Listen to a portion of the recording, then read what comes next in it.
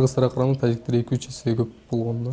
Нуртилек Азамов 3 апрель күнү досунун үйүнө дубал куруу үчүн Ашарга барып, тажик жарандарынын таш аткылоосунан башы жарылган. Жараатынан улам окуя кандай болгонун да толук эстей албайт. Тажик жарандары кыргыздардын дубал куруусуна каршы болгон үчүн ушул окуя чыга келген дейт. Досум Ашарга чакырган үйгөчү, үйүнүн дубалын тоскондо ошого барганбыз. Биз дубалды кура баштаганда эле кийин тажиктер дубалды пайдалуу бузуп атканда, андан кийин эле таш уруш башталган. Таш башталганда эле где-то бир 2-3 мүнөттөн кийин эле башыма таш тийген да.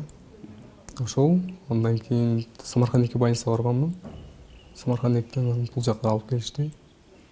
Ошол кантип эмне болгонун түшүнбөй калдым. Нуртилек менен кошо ооруканага дагы 2 айылдашы жараат алып келген. Бирөөсү тиешелүү медициналык жардамдарды алып ооруканага жатуудан баш тарткан.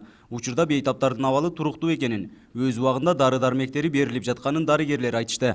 Кыргыз-тажик чыр-чатагынан бизге 3 адам кайрылган. Анын экөөсү азыркы кезде травматология бөлүмүндө дарыланууда. Анын бирөөсү өзүнүн калоосу менен үйгө жиберилди. Азыркы мезгилде экөөсүнүн абалы туруктуу.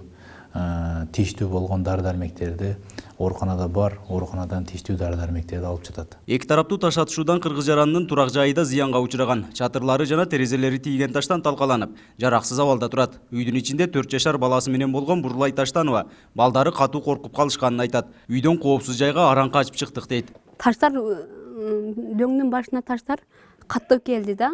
Анан катып келгенден кийин төртөөнү ээрчип анан чыгып кеттим мен. Катуу тийди таштар.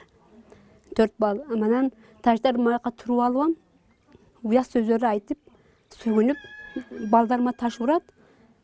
Бете жашоо болбой калды. Үйүбүздө уктай албасак түндөсү мана дөңгө чыгып барып хүрө деп тажиктер бакырып, түндө туруп кетебиз коркконубуздан биз. Жаш балдар бар, жаш кыздар бар, бул кандай жашоо бул? Бизге жер таап берип көчүрөбү, же тажиктен границабызды бөлүп берсиндер. Ана ошо жумшак креслодо отургандар бөлүп берсин биздин границабызды. Баткен облусунун башчысы чыр-чатактын айынан болгон материалдык зыяндарды эки тараптан түзүлгөн комиссия иликтеп жатканын билдирди. Азырынча зыяндын көлөмү аныктала элек. Чек ара жаңжалы боюнча да сүйлөшүүлөр кызуу жүрүп жатканын айтууда. Мына үйлөрдүн айнеги сынган жерлер бар, машинанын айнеги жаң бар. Олордо азыр эки тараптуу болуп, азыр мен биздин районун акими Салиховго, Баткен районунун акими менен Исфара районунун акими келип, азыр комиссиялар түзүлүп олорду карашып жатат. Баткен району менен Тажикстандын Исфара районунун акимдеринин ортосундагы жолугушууда эки тарап тең бир пикирге келе алышпагандыгын жергиликтүү тургундар билдиришти. Качан гана чек ара толук чечилмейинче мындай жаңжалдар чыга берет. Андыктан тактоо иштерин тездетүү зарыл дешет Үчтөбө айылынын тургундары. Облустук бийлик болсо баары турукташып калганын билдирүүдө. Нургазы Жайнаков, 7 канал, Баткен өкүлчүлүгү.